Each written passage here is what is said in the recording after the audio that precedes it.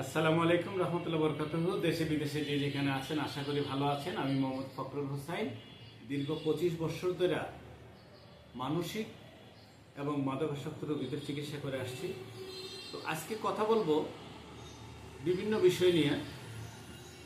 মানসিক রোগ হইলে আমরা ডাক্তারের কাছে যেতে বিব্রত বোধ করি, কিন্তু যে অন্যান্য রোগের মতন এটাও কিন্তু একটা রোগ। কিন্তু আমরা কিন্তু অন্য সমস্যা হলে ডাক্তারের কাছে যাই, বাংলাদেশে না হলে বাংলাদেশের বাইরে চলে যাই। কিন্তু মানসিক রোগ হইলে আমরা ডাক্তারের কাছে যেতে যে বিব্রত বোধ করি, আমরা কবিরাজের কাছে যাই, আমরা লুকায়া রাখি, আমরা কারো কাছে শেয়ার করতে চাই না, বলতে চাই না। এটা আমাদের একটা অজ্ঞতা বলতে পারেন। কারণ এই সেক্টর আমাদের দেশে শুধু এই অজ্ঞতার বিষয়টা, কিন্তু বাইরের দেশে মানসিক রোগ হইলে সবার আগে তারা ডাক্তারের কাছে যায়। মানসিক রোগ একটা পর্যায়ে এই ধরনেরই হয়ে থাকে, একটা ব্রেক ছাড়া গাড়ির মতন।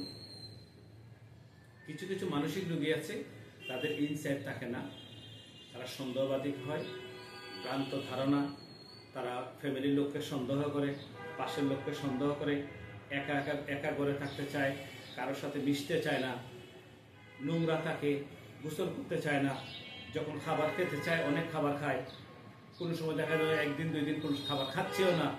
এই যে কিছু বিষয় আছে, এইখান থেকে পরিত্রাণ পাওয়ার জন্য আমাদের ফেসবুকে এক ভাই আমাদেরকে কমেন্ট করেছেন যে ওনার কাছে একজন সিজোফ্রেনিয়া রোগী আছে।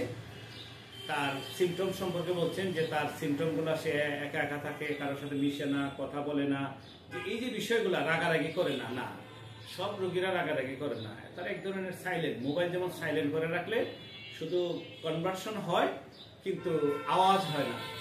কিছু সিজোফ্রেনিয়া রোগী একটা এরকম আছে, তারা তারা গাইবি কথা শুনতে পায়।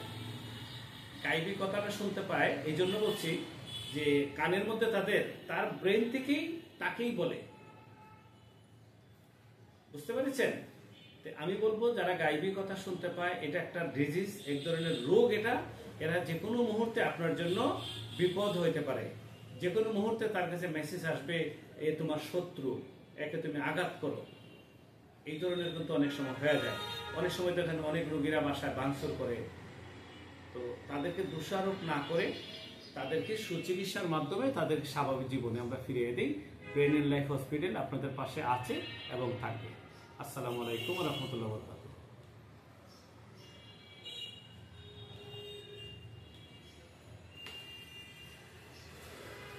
ভিডিওটা এসে নষ্ট